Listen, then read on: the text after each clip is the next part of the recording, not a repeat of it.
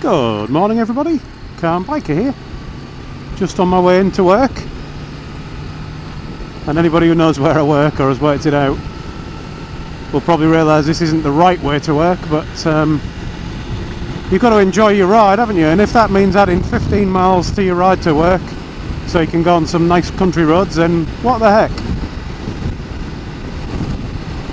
Got to get some fun out of this trip, haven't I? A bit of a serious topic today, and mainly because, well, something somebody said to me the other day. I went into work and I was chatting to somebody, just normal kind of pre-work over a cup of coffee, 10 to 9 chat, and they asked me, how was your friend who had a bike accident?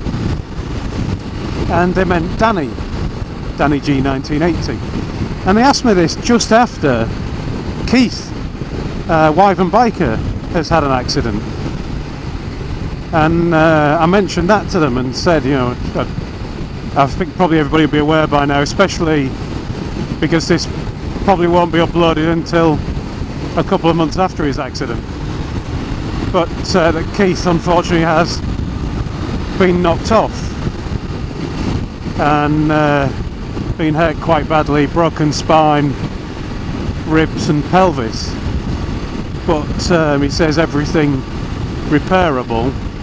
Obviously it'll take a long time and a lot of pain, so thoughts are with you, Keith, you know, best wishes with all your probably the wrong words that, but you know what I mean, with all your recovery.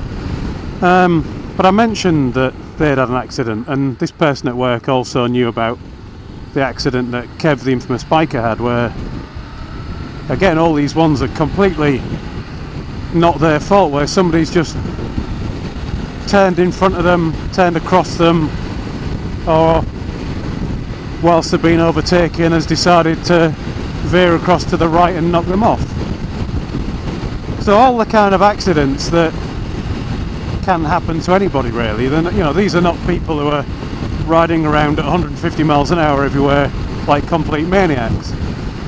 The person said to me at work, doesn't it scare you? Doesn't it put you off riding? And my answer was quicker than I'm saying now. It was instantaneous. No. Doesn't even cross my mind. And it's got me thinking. I've been watching a couple of videos recently where people have been talking about the idea of caution on a bike and being scared of things happening, always being worried about what's going to happen next. God, that's a lot of gravel, isn't it? Yeah, all over there and all over there. Looks like the road surface coming up actually. Anyway, and it got mentioned in one of All About Motorbikes' vlogs in passing, and I did a long reply that probably wasn't entirely correct answer to what he was asking or what he was saying. You know, probably went off topic a bit, but it got me thinking that really I need to record this vlog, and it's about fear. Now, I would say the idea of riding around everywhere at ludicrous speeds, trying to get your knee down on roundabouts and bends and all that kind of stuff all the time, all the stuff you see these absolute nutters doing on these clips videos that make all bikers look like complete plonkers, and then get angry because they've kind of put themselves in positions where they're invisible and then are shocked when they're not seen. Yeah, I would never advocate all that kind of crazy riding. That's what tracks are for. And even then there's a limit to how crazy you need to be. But for normal riding, for the stuff I'm doing now, I won't look at the speedo because, yeah, I am going a little bit quicker than the speed limit, to be fair, because my concentration's more on the road than on my speedo, and that means, there you go, I've crept up. So the speedo's saying 65, which means I'm probably doing 62 in a 60s. I'll ease it back a little bit, but so I'm not talking about that either. But if you're scared doing this, if you're scared of this normal riding, if I was scared of this normal riding, I would say it's time to stop. It's crazy when you see these other people, the other end of the spectrum, where they're going into bends that you don't need to slow down for at all, and you can still be completely safe. And you see some people who are slowing down to 30 miles an hour for a 60 mile an hour bend, or 15 miles an hour for a 40 mile an hour bend. And I think if you're getting to that point, it may well be that your fear is actually making it worse, is actually making situations that increase the risk of you being put into a situation that will increase your fear. Kind of horrible negative feedback loop.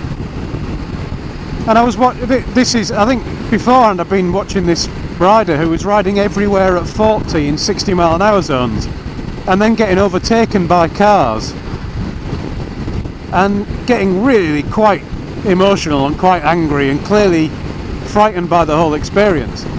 But the underlying problem was he was going everywhere at 40. He was irritating the people behind him so much. He had terrible road position as well. But he was irritating the people behind him so much that they just wanted to be past him and you know, on with their lives, on the way, getting to wherever they were going. But this was just adding to his anger and his upset, because they would then overtake him, and as drivers often do, they would overtake him a little bit closer than you would like them to. Not, to be fair, not excessively bad, but not as per the rules. But because he was then doing things like positioning himself in the gutter, and they were, you know, basically inviting an overtake, they were then overtaking, and he was getting more and more scared, more and more angry, making it worse. Now, if I was the sort of person who would put the negative comments on the feedback, I probably would have said, look, you just need to either get some lessons. I think he was on L plates as well, but get some lessons and pass your test, maybe then go on to do some advanced stuff. But you need to ride faster to be safer, because you're making it worse for yourself. Either that, or just hang up your helmet, because you know you've reached a point where you're not going to be ever in a good position on a bike. So I think, you know, they're the two extremes, I suppose. But for everybody else in the middle, I do think fear is an interesting thing. Fear on a bike, I think, is just plain dangerous, because it leads you to be tense, it leads you to do things that are really bad, that affect your ability to control the machine. And if you can't control the machine, even at normal road speeds, you're just increasing your chances of getting hurt, I think. A lot of accidents on bikes are self-inflicted. You know, depending on which statistics you read, you can probably say that half of bike accidents involve nobody else, just people riding off the road. So anything that adds to your ability, or adds to your inability, and increases the chances of you hurting yourself, you really need to lose. So, yeah, my answer was no. But I don't think it's quite as simple as that. I'll just add one more thing. Fear, clearly bad. But respect for the machine and vigilance for other road users, I think, is critical. Again, going back to these videos you see of all the supposed near misses, in so many cases you can see it coming 20 seconds before the rider does. You can see the problem developing and people don't see it. So again, it's having a respect for the machine, knowing that it can hurt you very, very quickly. I mean, maybe not this one one's a puppy dog, but the Z1000, you know, if you're riding with in a spirited manner, as they might say, then you definitely need a respect for it, because it's constantly giving you that feedback that it wants to kill you. That would have been a near miss in many videos, by the way, that BMW coming out, because I wouldn't have eased off and whatever, it would have been on the horn for 10 seconds, pull alongside and start having an argument. But vigilance, observation is what I really mean, and getting an understanding. And This is why I watch those clips videos in the first place, really. And maybe even though I hate most of them and they irritate me, maybe actually there's something in it. But it's that vigilance, that observation, and that kind of predicting what other drivers are going to do. If you can work out what people are likely to do next and react to it in time, a lot of this goes away. And that probably, then, if that's what the cause of your fear is, it probably helps with that as well. Anyway, that's probably a lot of waffling, really, but hopefully you kind of get the message I mean. And I'd be intrigued if you are scared on a bike. I'd be intrigued to know why and what you're doing about it, and whether maybe you think maybe I'm being a bit over the top saying you should give up. That's not true. I don't really. The last thing I want to do is see less bikes on the road, but it's not really give up, but it's do something about it. Don't just go slower to make up for it, but do something about it, I would say. Anyway, in the case of the people I mentioned at the beginning, obviously one of them's fully healed now, but just want to send out my best wishes to Danny and to Keith. Danny's now kind of 9 months on from his accident and still having operations and things, but improving. Keith's obviously right in the middle of things at the minute, and wishing you all the best with that, Keith. I wouldn't wish any of these things on anybody. Thanks for watching, everyone. Ride safe, and I'll talk to you all again soon.